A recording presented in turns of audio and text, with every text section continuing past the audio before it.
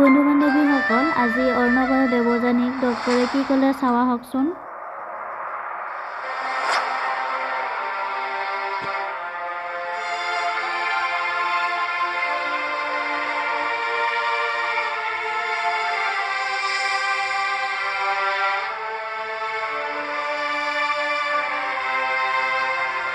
Congratulation mister Barua, আপুনি দেউতাক হ'বলৈ গৈ আছে।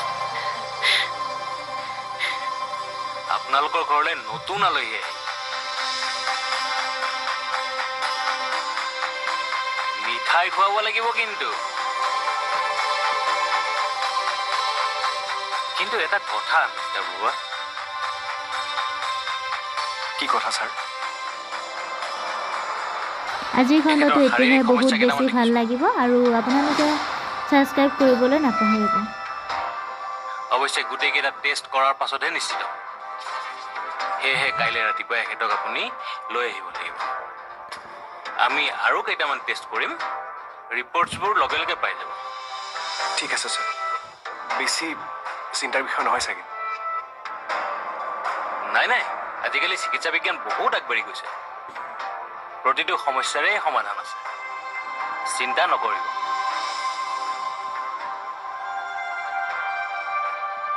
কিন্তু ছাৰ, আপুনি কিবা জটিলতা থকাৰ কথা ক'লে যে? অলপতো থাকিবই দিয়কচোন, যিহেতু কেছটো নৰ্মেল নহয়। সেয়েহে মই যিবোৰ মেডিচিন দিছোঁ সেইবোৰ সময়মতে খাব। আৰু অৰ্ণৱ, এইকেইটা দিনত আপুনি আপোনাৰ পত্নীৰ খোৱা বোৱাত বিশেষ যত্ন ল'ব লাগিব। হ'ব ছাৰ, মই চেষ্টা কৰিম। কেৱল চেষ্টা কৰিলেই নহ'ব, মেডিচিনৰ লগতে সঠিক সময়ত খোৱা বোৱা কৰাটো তেখেতৰ বাবে বহুত জৰুৰী। তাতে দৰৱবোৰ অলপ দামীও, সেয়েহে সাজু হৈ থাকিব লাগিব। হ'ব ছাৰ, ময়ো লাগিলে টিউশ্যন দুটামান বহাই দিম। আমি যোগাৰ কৰি ল'ম দিয়ক। নহয়, আপুনি এইকেইদিন মুঠেই ঘূৰা ফুৰা নকৰিব। ঘৰতেই ৰেষ্টত থাকিব লাগিব।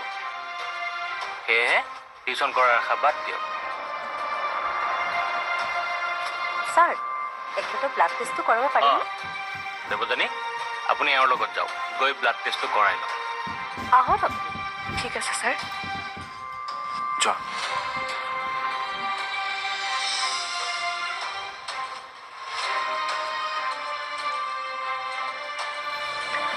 আপুনি কি ভাবিছে মই বুজি পাইছোঁ।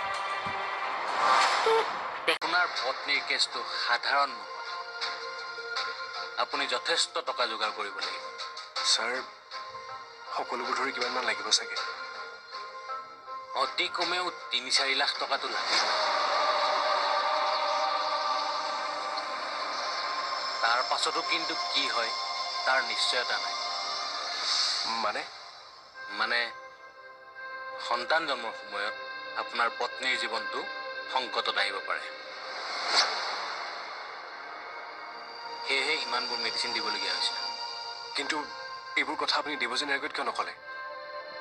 এইবোৰ কথা শুনি তেখেতে ভয় খাব পাৰে, আৰু এইখিনি সময়ত ভয় খোৱাটো তেওঁৰ বাবে ক্ষতিকাৰক। ছাৰ, মোৰ ভয় লাগিছে। ভয় লগাটো স্বাভাৱিক, ৰিস্ক আছে। বাৰু, প্ৰথমতে আপুনি প্ৰয়োজনীয় টকাখিনি যোগাৰ কৰক। পৰাপক্ষত তেখেতক ভয় নোখোৱাব। ভগৱানে বিচাৰিলে সকলো ঠিক হৈ যাব। মানে আপুনি দিয়া দৰৱখিনি খালে সন্তান জন্ম দিয়াৰ সময়ত এই বিপদখিনি আঁতৰিবনে? মই আপোনাক কৈছোৱেই, ভগৱানে বিচাৰিলে সকলো ঠিক হৈ যাব। আৰু যদি ভগৱানে নিবিচাৰে?